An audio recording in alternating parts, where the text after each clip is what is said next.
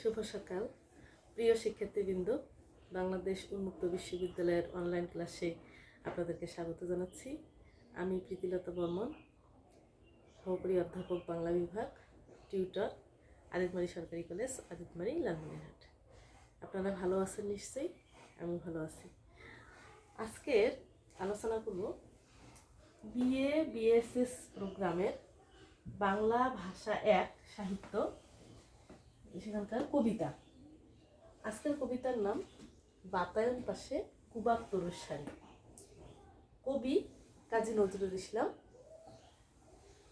কাজী নজরুল ইসলাম সম্পর্কে শুরুতে আলোচনা করব। কবি পরিচিতি, জন্ম এবং মৃত্যু সালটা খুব ইম্পর্টেন্ট, মনে রাখবেন। 1899 সালে জন্ম এবং 1976 সালে মৃত্যু। কাজী নজরুল ইসলাম আমাদের জাতীয় কবি। তিনি বিদ্রোহী কবি হিসেবেও পরিচিত আমাদের কাছে।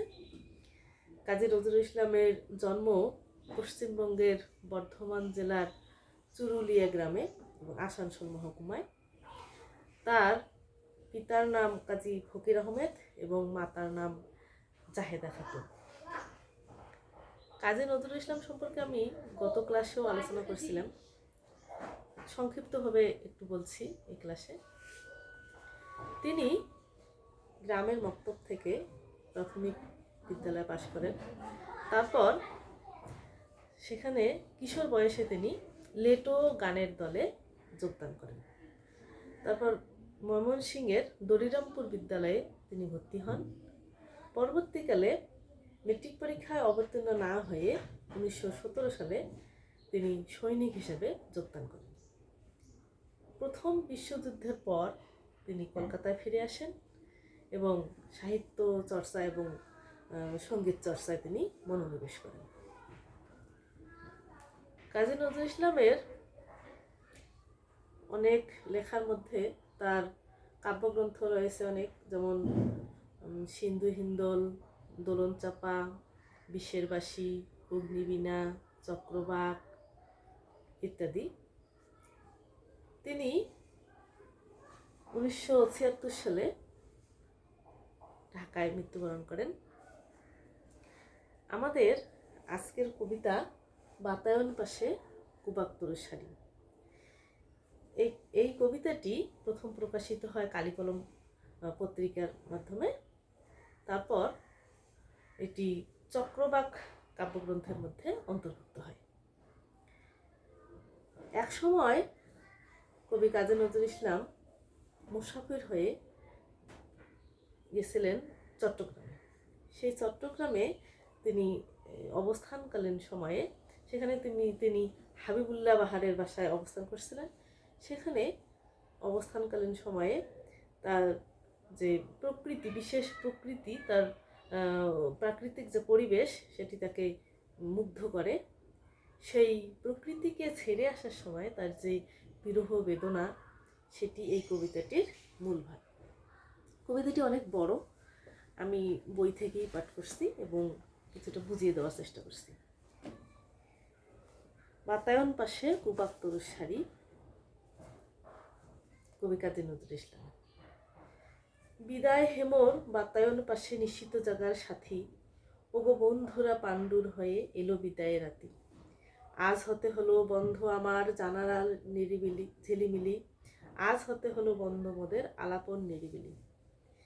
এখানে বাতায়ন শব্দের অর্থ হচ্ছে জানালা, আর গুবাক শব্দের অর্থ হচ্ছে সুপারির গাছ।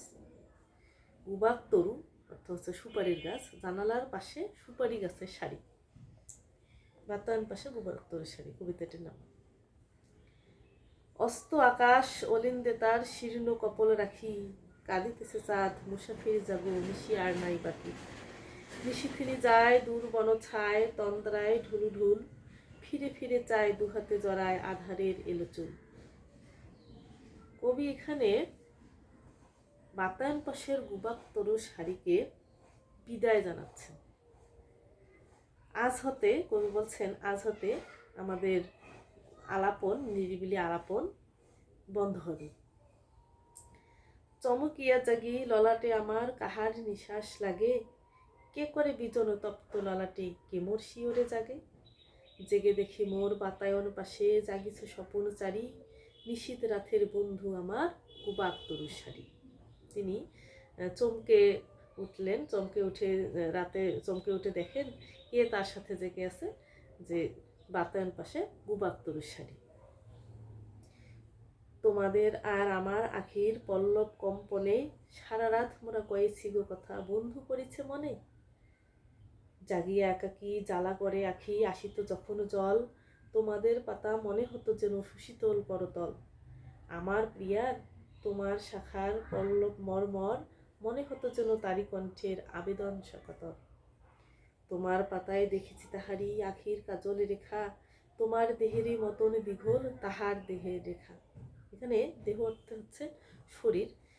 তিনি এখানে বলছেন যে তোমার পাতায় দেখেছি তাহারি আখির কাজল রেখা, তার তোমার দেহেরই মতন দীঘল তাহার দেহের রেখা। তিনি তার সেই গোপন প্রিয়ার কথা বলছেন, যে বাতায়ন পাশের যে সুপারি গাছের সারি, গুবাক তরু সারি রয়েছে, সেই সারির সুপারি গাছের যেমন দীঘল, দীঘল অর্থ হচ্ছে লম্বা, দেহ অর্থ হচ্ছে শরীর, তার সুপারি গাছের যেমন শরীর লম্বা, সেরকম তার প্রিয়ার শরীর যেন রেখা যেন লম্বা। তব ঝিরঝির মিরমির যেন তারি কুণ্ঠিত বাণী, তোমার শাখায় ঝুলানো তারি শাড়ির আঁচলখানি। তোমার পাখার হাওয়া তারি অঙ্গুলি পরশের মতো নিবিড় আদর ছাওয়া। ভাবিতে ভাবিতে ঢুলিয়া পড়েছি ঘুমের শ্রান্ত কোলে, ঘুমায়ে স্বপন দেখেছি তোমারই সুনীল ঝাজল দোলে। তেমনি আমার নিশিতানের পাশে দেখেছি স্বপনে তুমি, গোপনে আসিয়া গিয়েছ আমার তপ্ত ললার জমি। হয়তো স্বপনেই বাড়িয়েছে হাত লইতে পরশ খানি, বাতায়নে ঠিকই ফিরিয়া এসেছে লইয়াছিলা যেটা নি। বন্ধু এখন রুদ্ধ করিতে হইবে সে বাতায়ন, ডাকে পথ হাকে যাত্রীরা করো বিদায়ের আয়োজন। সেই বাতায়ন পাশে গুবাক তরুর শাড়ির কাছ থেকে তিনি এখন বিদায় নিতে চাচ্ছেন, বিদায়ের আয়োজন করতে যাচ্ছেন। আজি বিদায়ের আগে আমারে জানাতে তোমারে জানিতে কত কি যে সাধ জাগে, মর্মের বাণী শুনি তব শুধু মুখের ভাষায় কেন, জানিতে চাও ও বুকের ভাষারে লোভাতুর মন হেন। জানি মুখে মুখে হবে না মোদের কোনো দিন জানা জানি, বুকে বুকে শুধু বাজাইবে বিনা বেদনার বিনা পানি। হয়তো তোমারে দেখিয়াছি তুমি যাহা নাও তাই করে, ক্ষতি কি তোমার যদি গো আমার তাতেই হৃদয় ভরে। সুন্দর যদি গো তোমার আমার আখির জল, হারা মমতা যে লয়ে কারো প্রেম রচে যদি তাজমহল, বলো তাহে কার ক্ষতি, তোমারে লইয়া সাজাইব না ঘর শ্রীজীব অমরাবতী। হয়তো তোমার শাখার কখনো বসিনি আসিয়া সাক্ষী, তোমার কুঞ্জে পত্র কুঞ্জে কোকিল উঠেনি ডাকি, শূন্যের পানে তুলিয়া ধরিয়া পল্লব আবেদন, জেগেছে নিশীতে জাগেনি কো সাথে খুলি কেহ বাতায়ন। সব আগে আমি আসি তোমারে চাহিয়া, জেগেছে নিশীত গিয়েছে গো ভালোবাসি। তোমার পাতায় লিখিলাম আমি প্রথম প্রণয় লেখা, এইটুকু হোক সান্ত্বনা মোর, হোক বা না হোক দেখা। তোমাদের পানে চাহিয়া বন্ধু আর আমি জাগিব না, কোলাহল করি সারা দিন মন, কারো ঘুম ভাঙিব না। নিশ্চল নিশ্চুপ আপনার মনে পড়িব একাকী, গন্ধ বিদুর ধূপ। ধূপ অর্থাৎ ধূপকাঠি যেমন নিজেকে জ্বালিয়ে অন্যকে গন্ধ বিলায়, সেরকম কবি বলছেন যে তোমাদের পানে চেয়ে আর কারো আর জাগিব না, এবং কারো ধ্যান আমি ভাঙিব না, কোলাহল করে করব না, কারো ধ্যান ভাঙব না। নিশ্চল নিশ্চুপ আপনার মনে পুরিব একাকী, গন্ধ বিদ্যুৎ ধূপ। যে নিজে নিজেই ধূপের মতো নিজেকে পুড়ে গন্ধ বিলাবো। শুধাইতে নাই তবুও শুধাই, আজিকে যাবার আগে ওই পল্লব জাফরি খুলিয়া তুমিও কি অনুরাগে দেখেছ আমারে, দেখিয়েছি যবে আমি বাতায়ন খুলি, হাওয়ায় নামর অনুরাগে তব পাথা উঠিয়াছে দুলি। যে আমি যেমন করে তোমাকে দেখেছি তুমি কি আমাকে সেরকম করে দেখেছ, তিনি এখানে প্রশ্ন করছেন। তোমার পাতার হরিৎ আঁচলে চাঁদনি ঘুমাবে যবে, মূর্ছিতা হবে সুখের আদলে সে আলোর উৎসবে। মনে কি পড়িবে এই ক্ষণিকের অতিথির কথা আর? তোমার নিঃশ্বাস শূন্য এ ঘর, করিবে কি হাহাকার? চাঁদের আলোক বিস্বাদ কি গো লাগিবে সেদিন চোখে?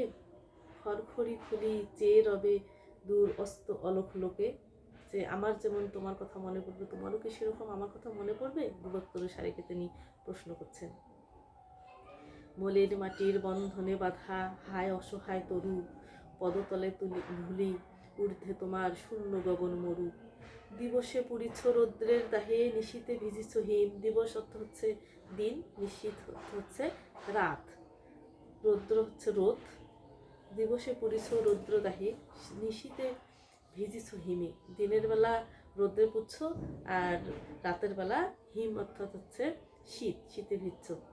কাঁদিবারও নয় শক্তি, মৃত্যু আফিমে পড়িছ ঝিমে।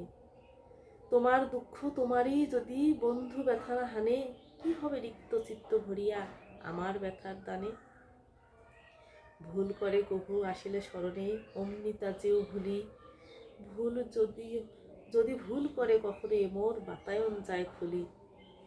বন্ধ করিয়া দিও পুনঃ তাই তোমারই চাকরি ফাঁকে, খুঁজো না তাহারে গগন আধারে, মাটিতে পেলে না যাকে। যাকে তুমি মাটিতে পেলে না অর্থাৎ যাকে বাস্তবে পেলে না, তাকে আর আধারে খুঁজতে যেও না। কবির এই কথাই কবিতাতে বলেছেন। এখানে তরুর শাড়ি আমি আগেই বলেছি যে বাতায়ন অর্থাৎ জানালা, জানালার পাশে সুপারি গাছের শাড়িকে তিনি লক্ষ্য করে এই কবিতাটি লিখেছেন। তো এখানে গুবাক্তরের শাড়ি হচ্ছে কবি কিন্তু গোপন প্রিয়ার প্রতিনিধি। তিনি গুবাক্তরের শাড়িকে তার প্রিয়ার প্রতিনিধি হিসাবে কল্পনা করেছেন। গুবাক্তরের শাড়িকে তার প্রিয়া হিসেবে তিনি কল্পনা করেছেন। কবি তার মনের সমস্ত সুখ দুঃখ, তার বেদনা তিনি প্রকাশ করেছেন এই গুবাক্তরের শাড়িকে লক্ষ্য করে। এখানে প্রকৃতি যেন কবির প্রিয়া, আর প্রিয়াই যেন হচ্ছে কবির প্রকৃতি। তার প্রিয়ার লম্বা দেহকে তিনি তুলনা করছেন গুবাক্তরুর শাড়ির সাথে। তারপর গুবাক্তরুর বাতাস যেন কবির কাছে তার হাতের স্পর্শ। তার পাতায় আছে তার প্রিয়ার চোখের কাজল। প্রকৃতি ও প্রিয়া এখানে এক হয়ে গেছে। বাতায়ন পাশে গুবাক বৃক্ষ, তাই প্রিয়ার দেহরূপ যেমনই আভাসিত, তেমনি কবির ভাব বিনিময়ও সেখানে ঘটে। কবি কাজী নজরুলের এই নিঃসঙ্গ বিরহ বেদনার যে রূপ, এই রূপটি এই কবিতা এখানে প্রকাশিত হয়েছে। প্রিয় শিক্ষার্থী বন্ধুরা, আজ এ পর্যন্তই। দেখা হবে আগামী কোনো ক্লাসে। সে পর্যন্ত ভালো থাকবেন। সবাইকে ধন্যবাদ জানিয়ে শেষ করছি। ধন্যবাদ।